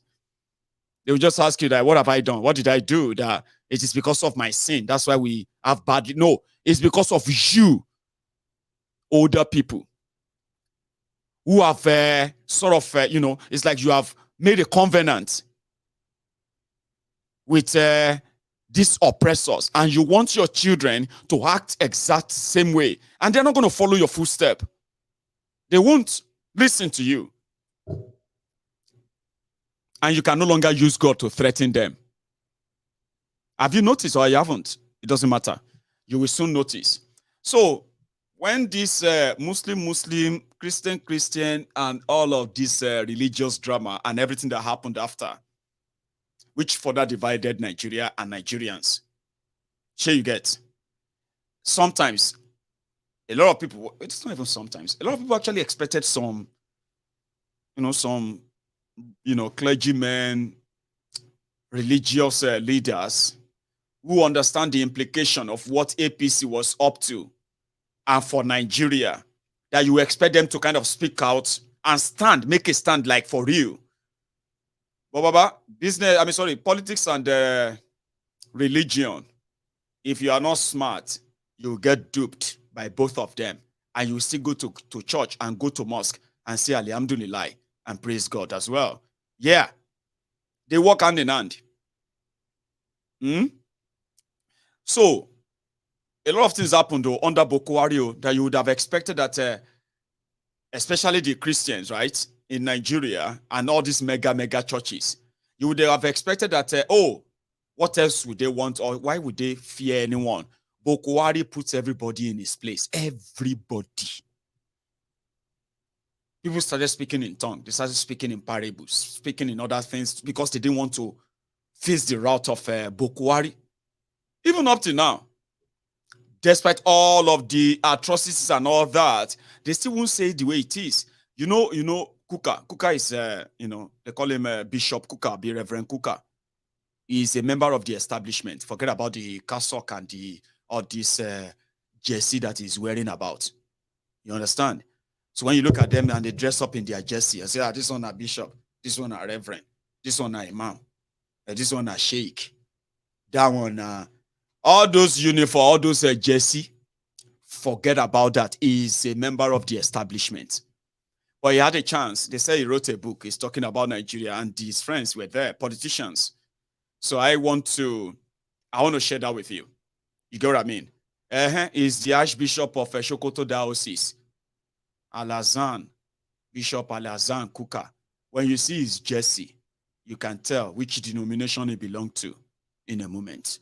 Let's listen to that. And I think the former president's speech made the point very clear that religion, just like any other form of identity, whether it's ethnicity, religion, gender, the real problem is when these categories are left unattended to. It is then that they provoke problems. So I really think that we must appreciate the fact that all the values and the temptations, the trials that the people of Kenya have gone through. In summary, what struck me very powerfully was the idea of the tyranny of numbers, the tyranny of victory. And if I may add, the arrogance and the triumphalism that tends to characterize victory, and how dangerous all these are. Because numbers are important, but they're only important up to a point. And the real challenge is what you do and how you aggregate these numbers for national development.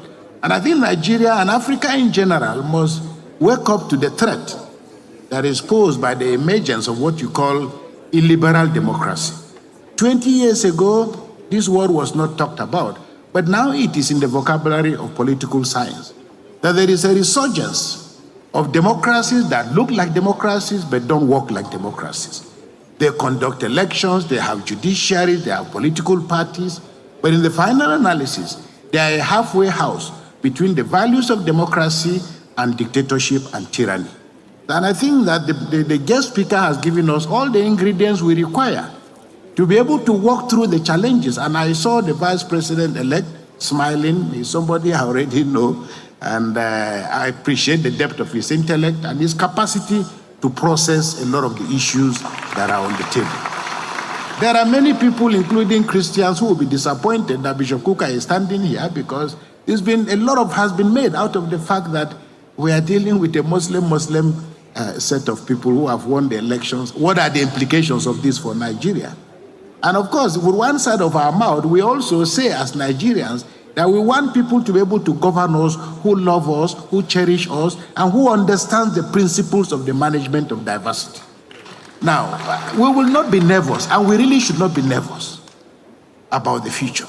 Not only because it is in the hands of God, but I think that the greatest value, and I hope that this lecture that has been delivered by Uhuru Kenyatta, although unfortunately, sir, you've been in Nigeria twice, but we are not yet Uhuru. We are aspiring. We're not yet Uhuru yet.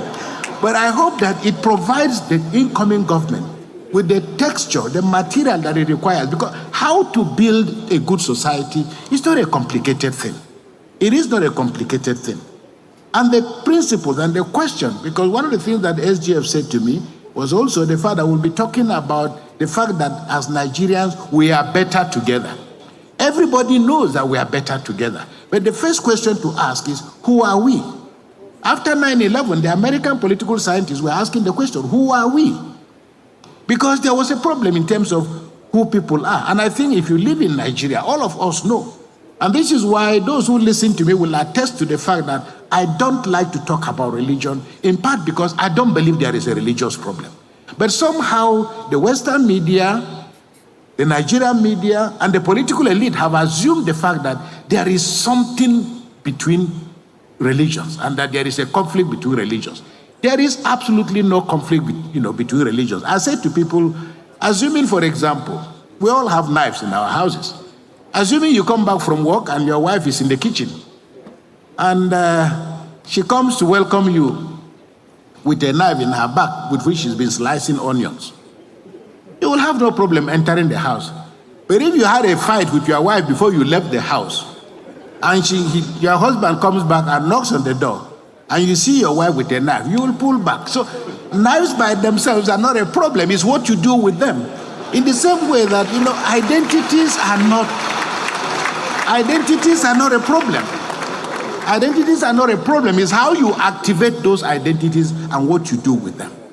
Now, will I be walking around Nigeria and people say to me, we worry about you being in Sokoto, and when I speak, I can tell a million stories. And I give you an example. What happened in Sokoto? With the tragic story of Deborah.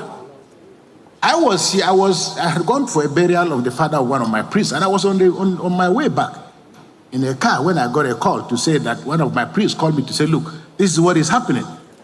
And I got to Abuja, and I got telephone calls from everywhere. Where are you? I said, I'm in Abuja. He said, I hope you remain in Abuja. I hope you're not going back to Sokoto anytime soon. My family members who called me, I said, so what am I? It is smoky Igbo. It is take India. It is smoky Igbo. It is take India. Very, very dishonest man. He couldn't even boldly acknowledge that the terrorists who are slaughtering and killing bishops or reverend fathers in northern Nigeria, that actually happened, and they were doing so because of religion. That's a bishop. That's what they do. They tell you stories, nonsense stories and all of that. They will tell you this whole thing is in the hand of God. I am not worried. I just know that all nonsense. I'm sorry if I kept boring you with that. But very dishonest people. And they come from everywhere. It doesn't matter the religion. Sure you get. It doesn't matter. The way they play their religion in Nigeria will make you question God. And that's why I've told a lot of people, I say, listen, if you are the type that quietly go in and pray to your God and you say all you have to say, even when you go to church or you go to mosque, you do your prayer and do all of that, right? I respect that. I do. But you see, the moment you begin to now equate God to a magician that is going to need that when we pray to that God, that your God, that's how that means you don't carry your Sahara. You don't carry your Sahara beyond Moshalashi. Your faith in your God and all of that, great. Sure you get. But when we are now talking about criminals, you don't turn around and say, your God is so powerful that it's going to touch them and they will start doing the right thing. That's an insult. In case if you are the one who is feeling like we are insulting you and your God. No, we are not. You are insulting us with your God. And that's bullshit, by the way. Sure you get. And when they want to brainwash you with that and confuse you with what God is and what God is not, they will then begin to present him as a magician. The one that turned bad people to good. The one that turned bad things to good. The one that can just change anybody for better. And yet, for 60 years, that same God has been punishing you with bad. Won't you want to question that God? Because you know it's not God that is choosing that. So it's so wrong for you to turn around and say, God is so powerful, and that God will then help you destroy wicked criminal leaders. No, that's not how it works. So that's why I said, if you are a very godly person, religious person, respect yourself. Sure you get. Don't ever bring your God with politics, especially when we are talking about horrible people that we know their track records. They know God more than you if you don't know. All the gods that exist, they know them. All these criminal politicians. And they know how they can always press your own mumu button to make you transfer your faith.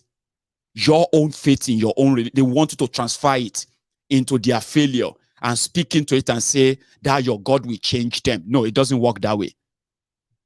I hope I've cleared that many times anyway. So, the likes of Kuka will never say it the way it is.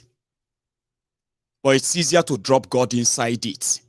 Because he's a man of God. They'll say he's a man of God. That one is a man of God. Oh, he's an elderly person. He's a man of God. It's this and that. But it doesn't work that way. Sure you get? If you can't say it the way it is, if you have to be politically correct about it, glossing over it, when your voice could actually make a difference, Baba, leave story, nothing is ever going to change. And it is pure deceit. And when people kind of engage in that, my skin kind of crawls. Listen to this again, there's other parts. Sorry. In case if I'm actually like punishing you the second time. But make sure that we won't finish it. But listen, a bit. Shokoto's story. You know, in his story, he said, because the soldiers in Shokoto protected his house, and they also prayed, they did their ablution, and they prayed in his compound. So to him, you see, there is no religious crisis in Nigeria. No jihad, no nothing. But he's lying. Abi, take a look. These people, they are Muslims, they are Nigerians, they are here to protect me.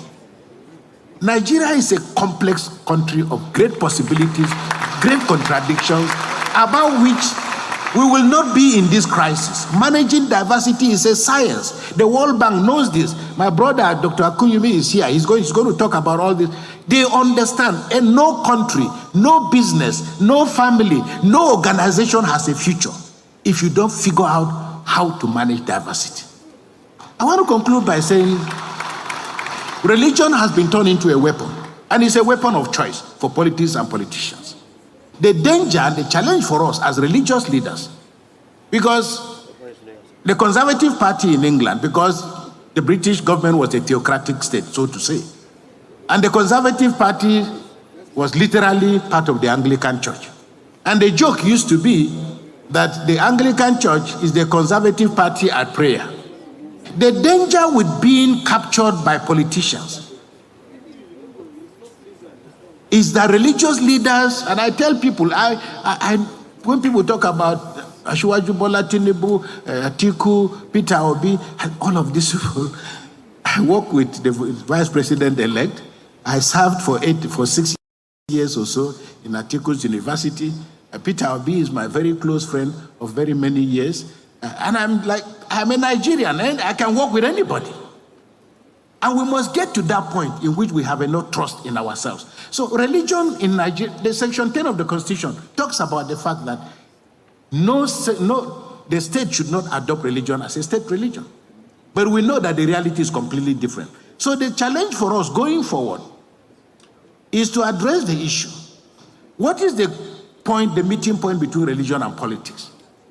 For us as Christians and as Muslims, We must understand we are, first of all, citizens of the Federal Republic of Nigeria who just happen to be Christians or Muslim. We could be anything else. And our inability to appreciate those differences also is directly related to the way the political class has continued to treat us. Let me put it that way. Because if you are not able to manage diversity well, people have gotten out their pens and their pencils. When you call out ministers, everybody is looking at who is from my village, who is from my town. Because, no thanks, we have come to associate opportunity, privilege with having your own person in power. It's not the way to go, but the reality has led us otherwise. So I want to say that, first of all, Nigeria must heal. Nigeria must heal. But we also must have the courage to identify the scars, the wounds, the injuries. The worst thing that can happen to us is to pretend that everything is okay, because everything is not okay. We have so many of our citizens who have lost their lives. We have so many of our citizens who are still in captivity. Managing diversity and managing differences is not about religious leaders talking together. It is about whether the state can create the kind of infrastructure, the guardrails, that can help Nigerians move as citizens of their country. But right now, there is how people feel because they are Christians or Muslims. There is how people feel because they are women. The levels and categories of exclusion are so tremendous and so immense. So I hope that going forward, the things that the guest speaker has spoken about most eloquently, that is, how do you manage victory? How do you manage victory? How do you mutate from being a politician who was contesting election to being a politician who has won elections? Very often, and what is clear to us in Africa, why religion, why ethnicity, why all these things continue to injure our countries, is largely because we have not come to terms with the fact that power is just about, as somebody said, our turn to eat. Michaela Wrong's book, I know Michaela pretty well. She autographed a copy of her book. But her arguments were most eloquent because her arguments were largely, if the Kalenjin did very well under Arab Moi, and if your dad and Mwai Kibaki and other people who are, if they've done well, it was almost natural that the man contesting for election against you would say, it is our own turn to eat. And we can see what power has been. Therefore, it is our turn to continue with the things that other people have done, privilege their community, privilege their... So we cannot grow a country like this. We will remain volatile. And as you see on a racetrack, everybody stands or kneels differently. There is no advantage. The locations may be different. But when the gun is fired, the man who is right closer to the inner part of the ring is a little bit away. We don't expect that all of us will finish, but let us create an environment in which all of us can compete. So it's pretty much just begging them. Begging Tinubu and Shetima that please manage our diversity. Managing diversity is a science, and all the other things that are big, whatever he said. So sometimes you might say, he said a lot of things, but he ended up saying nothing. But it depends. Some of you saw through his hypocrisy, as part of the establishment too. Others will say, what do you want him to say? Say you want him to go and say, no, I don't want him to say anything. No. Shebi, you enjoy what he just said, Abi? Well done. Now, I'm going to take calls. But before I do that, this young lady from that northern Nigeria as well, who used social media to report who used social media to kick against the illegality of the police. And Baba, say Nigeria, Nigeria are two countries, one country with two rules, one for the north and one for the south. In northern Nigeria, Baba, let her tell her story. Yeah, tell us what happened. Sisi? Assalamu alaikum. My name is Rokaya Aliyu Jibia. I'm a journalist from Katsina, and I want to share with you my encounter with the police. A few days back, the Nigeria Police Katsina State Command paraded 4 suspect young ladies between the age of 19 to 23, claiming that they are into prostitution. Upon seeing that video, I recorded a TikTok video at my personal TikTok page where I quoted a section in Nigeria's constitution, which I suggested to the police that they should have taken the girls to court until they are proven guilty before parading them to the press. The next day, I received a call from the PPRO Gamba Isa inviting me to the Emir's palace, that the Emir wanted to see me. I was on my way to the Emir's palace when Gamba Isa and his boys came with 4 cars, blocked my way. They dragged me out of my car and they broke my phone. I sustained injury. I think you can, you see, I sustained injury. And they dragged me to the Emir's palace. Upon reaching the Emir's palace, Gamba Isa then narrated to the Emir that I'm responsible for looking down on the police and undermining their authority. I'm also responsible for sabotaging their work. And the Emir asked Gamba Isa or assigned them to remand me. So when I was taken to court, fortunately the Qadi was not around. It was late, so I was taken to area command. After spending like 5 hours, my lawyer was able to secure my bail. I was granted bail that I should come back the next day. The next day, I went back there and I wrote my statement of what happened the other day. I was asked again to come back the next day, which is today. I went there around 11 o'clock this morning and I was hoping that I would be taken to court. Unfortunately, the area commander told me that I will be taken to police headquarters. My lawyer was not there at the time and I was so scared going by what happened between I and Gamba Isa. They assaulted me the other day, so I was scared and I ran for my life. So I'm currently into hiding now because I know that my life is in danger because the police are chasing after me. I intend to keep my oath and serve as president to all Nigerians. I belong to everybody and I belong to nobody.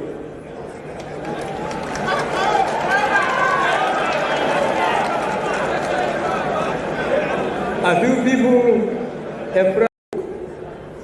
I intend to keep my oath and serve as president to all Nigerians. I belong to everybody and I belong to nobody.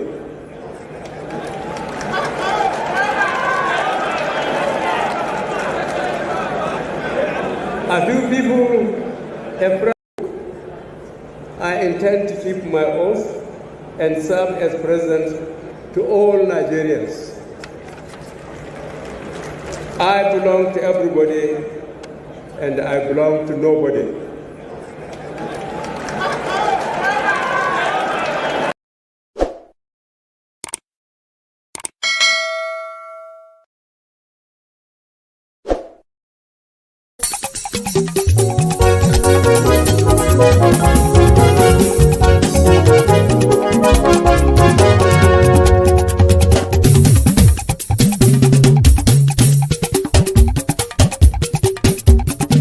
Mayegun làwa mọ̀ làmọ̀ tó dòdòdò.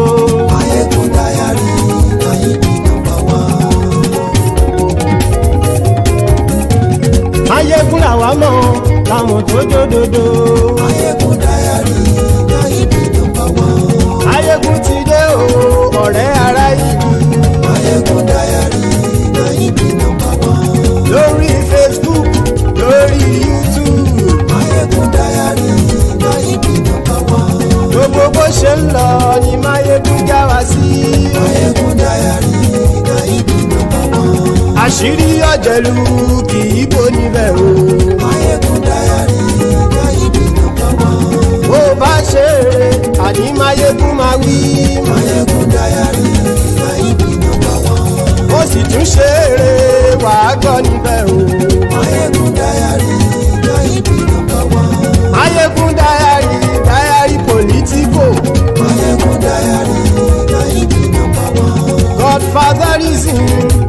lórí lọ́rọ̀ máyégún. máyégún dayari náà ibi nọ́mbà wọn. ẹ farabalẹ̀ sẹ́ o kẹgbọ́rọ̀ lẹ́nu o. máyégún dayari náà ibi nọ́mbà wọn. àní máyégún làwa mọ̀ tó dódòdó. máyégún dayari náà ibi nọ́mbà wọn.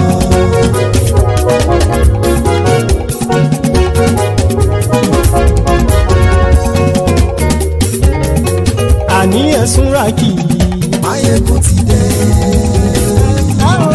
máyégún ti dé. ọ̀jẹ̀lú ẹ̀sùn ràkì. máyégún ti dé. àní ẹ̀sùn ràkì. máyégún ti dé. lórí Facebook. máyégún ti dé. àní ẹ̀sùn ràkì. máyégún ti dé. lórí YouTube. máyégún ti dé. àní ẹ̀sùn ràkì. máyégún ti dé. bọ́ bàbá gbé wúrẹ́. àní ẹ̀sùn ràkì. máyégún ti dé. ijó ìgbádìyẹ. máyégún mami. àní ẹ̀sùn ràkì. máyégún ti dé. bí pẹ̀sìdó bá rúfin o. máyégún mami. àní ẹ̀sùn ràkì. máyégún ti dé. bí gómìnà kówó jẹ. máyégún mami. àní ẹ̀sùn ràkì. máyégún ti dé. ọlọ́pàá tí ń darí bá. máyégún mami. àní ẹ̀sùn ràkì. máyégún ti dé. aṣòfin tí ń rúfin o. máyégún mami. àní ẹ̀sùn ràkì. máyégún ti dé. òpùrọ́ olóṣèlú. máyégún mami. àní ẹ̀sùn ràkì. máyégún ti dé. ọ̀jẹ̀lú ẹ̀sùn ràkì. máyégún ti dé. àní ẹ̀sùn ràkì. máyégún ti dé.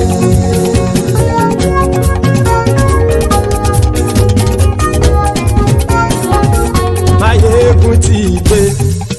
gbogbo ọ̀jẹ̀lú ẹ̀sùn ràkì.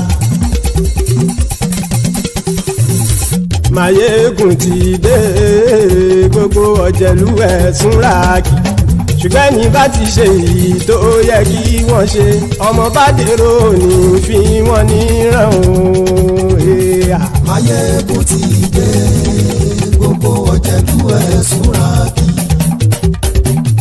máyégún ti dé. gbogbo ọ̀jẹ̀lú ẹ̀sùn ràkì. ṣùgbọ́n ní bá ti ṣe yìí tó yẹ kí wọ́n ṣe ọmọ bá dẹ́rọ̀ òní fi wọ́n níran. wọ́n fowó bẹ́ẹ̀ o máyégún.